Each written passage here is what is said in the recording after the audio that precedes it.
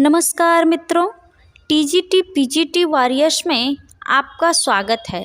TGT PGT art की class में आज कुछ महत्वपूर्ण प्रश्न हैं, तो आइए इन्हें देखते हैं। मित्रों, आज का यहाँ पर पहला प्रश्न है, कार्ड प्लेयर चित्र के चित्रकार हैं।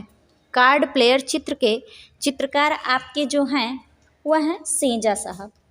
सेजा साहब जो उत्तर प्रभाववाद के प्रथम कलाकार माने जाते हैं। सेजा साहब, इन्होंने स्नान मग्न युवतियाँ नामक चित्र बनाया और कार्ड प्लेयर नामक भी चित्र बनाया। ऑप्शन नंबर आपका सही हो जाएगा पहला, सेजा। अगला प्रश्न है,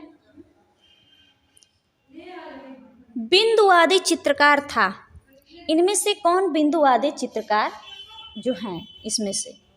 बिंदुवादी चित्रकार के रूप में हम जॉर्ज सोरा को जानते हैं, जो नव प्रभाववाद के जनक हैं। नव प्रभाववाद के जनक हैं और बिंदुवादी जो है चित्रण आरंभ करने वाले प्रथम कलाकार भी जॉर्ज सोरा को माना जाता। कहीं कहीं स्यूरा, कहीं कहीं शोरा यहाँ पे लिखा होता है। यहाँ पे ऑप्शन नंबर आपका दूसरा सही हो जाएगा। अगला प्रश्न है, अंकुरण नामक चित्र किसने बनाया? अंकुरण नामक जो चित्र है वह जो है आपके जो हैं एस रजा जी के द्वारा बनाया गया, जो पैक ग्रुप के कलाकार सदस्यों में से एक थे। पैक ग्रुप सैयद हैदर रजा के द्वारा अंकुरण नामक चित्र बनाया गया। ऑप्शन नंबर आपका सही हो जाएगा पहला, एस रजा। अगला प्रश्न है,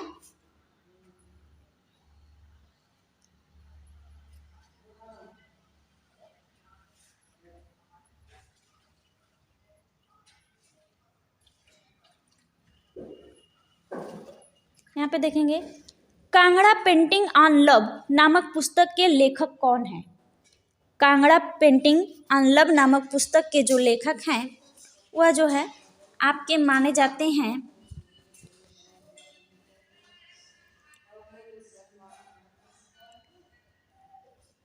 वह जो हैं एम.एस. रंधावा जी। एम.एस. रंधावा।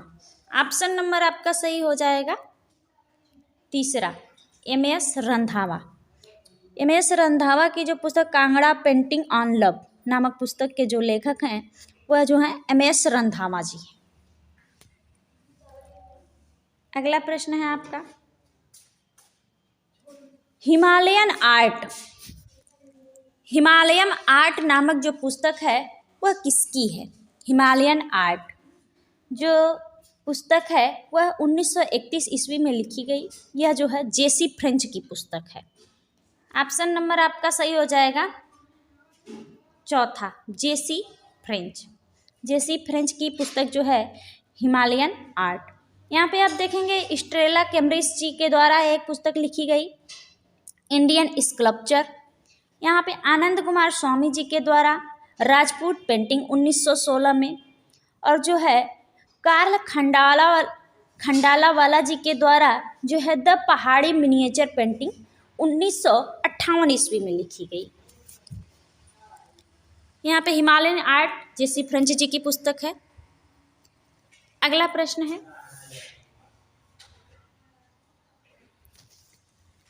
बादामी गुफा के रंगीन चित्रों को 1938 ईस्वी में किसने बंबई से प्रकाशित किया था?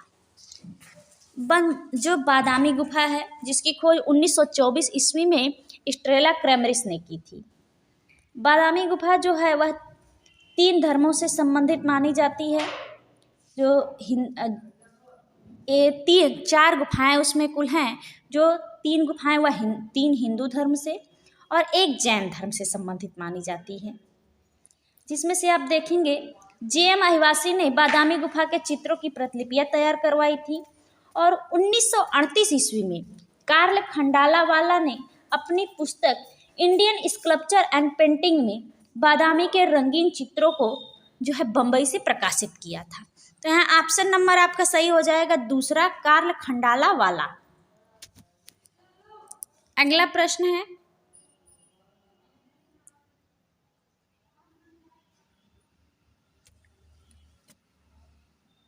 प्रवाही रेखाएं क्या प्रभाव उत्पन्न करती हैं? जो प्रवाही रेखाएं होती हैं वह जो है आपके गति, लावण्य और मधुरता का प्रभाव उत्पन्न करती। इस तरह से आपकी प्रवाही रेखाएं, आपका जो है ऑप्शन नंबर ए सही हो जाएगा, गति, लावण्य और मधुरता। अगला प्रश्न है, रंग की प्रकृति को क्या कहते हैं? रंग की प्रकृति को जो है रंगत कहते हैं। रंग की प्रकृति को रंगत कहते हैं। ऑप्शन नंबर आपका पहला सही हो जाएगा, जैसे लालपन, पीलापन और नीलापन, ये सब रंग की प्रकृति है।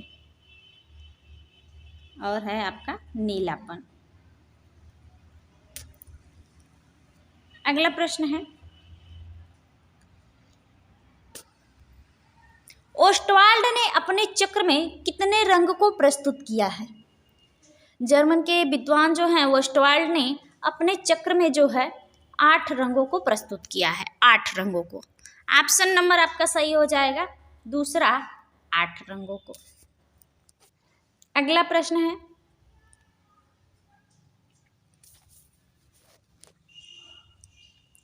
किसने अपनी मूर्ति रचना में सत्यम शिवम सुंदरम को आधार बनाया?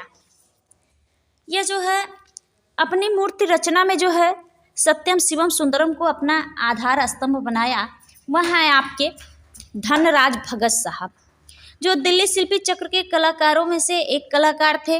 इनका जो है जन्म जो है आपके झेलम पाकिस्तान में हुआ था और यह मूर्तिकार थे और इन्होंने वाह्य आडंबर रहित यथार्थवादी पद्धति से मूर्ति रचना की, जिसमें इन्होंने सत्यम शिवम सुंदरम को आधार स्तंभ बताया। सत्यम शिवम सुंदरम को आधार स्तंभ बनाया। इनके जो मूर्ति शिल्प हैं उसमें से जो है घोड़े की नालबंदी, शिवा डांसिंग, सितार वादक, बांसुरी वादक, द किस, कॉस्मिक मैन, ये सब जो है मूर्ति शिल्प हैं, यह धनराज भगत साहब के हैं। और जो है धनराज भगत, ऑप्शन नंबर आपका दूसरा सही हो जाएगा, धनराज भगत। अगला प्रश्न है, दिल्ली शिल्पी चक्र के किस कलाकार को शताब्दी पुरुष कहा गया?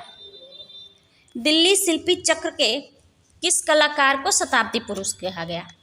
शताब्दी पुरुष जो है आपके बीसी सान्याल साहब को कहा गया, क्योंकि इनका जन्म जो है 22 अप्रैल 1902 ईस्वी डिब्रूगढ़ असम में हुआ था और इनकी मृत्यु जो है 9 अगस्त 2003 में जो है नई दिल्ली में हुआ था। जो है इन्होंने लगभग 102 वर्ष या 101 वर्ष तक जो है यह 100 वर्ष तक जिंदा रहे, इसकी वजह से इनको शताब्दी पुरुष के नाम से जाना गया। ऑप्शन नंबर आपका सही हो जाएगा सी, तीसरा, बीसी सान्याल। अगला प्रश्न है, गोल मार्केट के भिखारी, गुमशुदा लड़की, शिव मुखाकृत किसका चित्र है? गोल मार्केट के भिखारी, गुमशुदा लड़की, शिव मुखाकृत जो चित्र है वह बीसी सान्याल साहब की है। इनके जो प्रमुख चित्रों में हैं, ये इनकी जो शिव मुखाकृति है, इनका एक बहुत ही इम्पॉर्टेंट चित्र है। बिल्ली चित्र श्रृंखला हो गई, धौलाधर पर्वत श्रृंखला हो गई, विश्राम करता सपेरा हो गया, अनावृत्ता, द वर्टिकल वुमन इनकी एक मूर्ति है। यह जो है आपके बीसी सान्याल साहब का है। गोल मार्केट के भिखारी, गुमशुदा लड़की, शिव मुखाकृति। अगला प्रश्न है,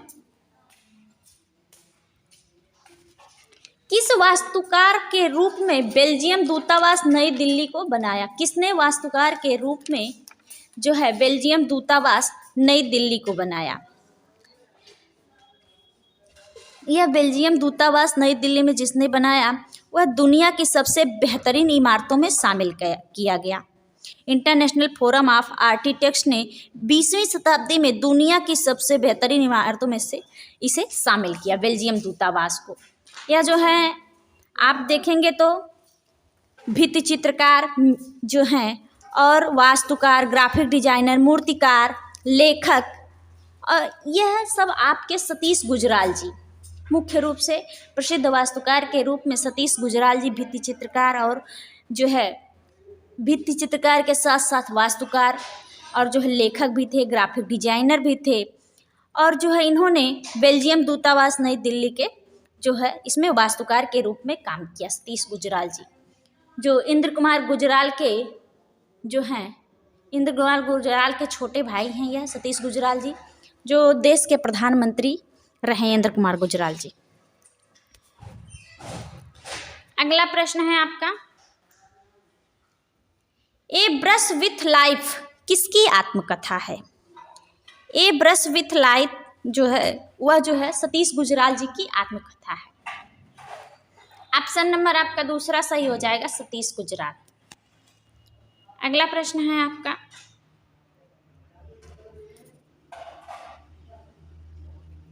त्रिवेणी कला संगम के सदस्य 1950 ईस्वी में कौन बने? जो त्रिवेणी कला संगम के सदस्य हैं वह हैं के.एस. कुलकर्णी साहब।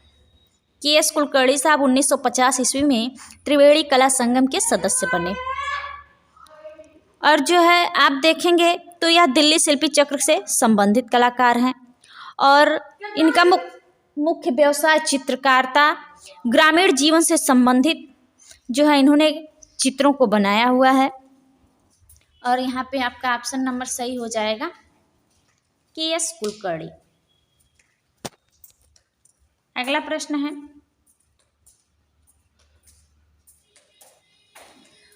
वर्ड एंड लाइन्स पुस्तक के लेखक हैं। वर्ड एंड लाइन पुस्तक के जो लेखक हैं वह जो हैं आपके आप देखेंगे एफ.एन. सूजा जी हैं। एफ.एन. सूजा जी हैं। वर्ड एंड लाइन पुस्तक के एफ.एन. सूजा जी। ऑप्शन नंबर आपका सही हो जाएगा यहाँ पर ए, एफ.एन. सूजा। जो फ्रांसिस न्यूटन सूजा साहब हैं वह पैग ग्रुप के संस्थापक सदस्य। पैग ग्रुप की स्थापना जो है फ्रांसिस न्यूटन सूजा जी के द्वारा की गई थी। धन्यवाद मित्रों। अब मिलेंगे अगले क्लास में कुछ नए महत्वपूर्ण प्रश्नों के साथ।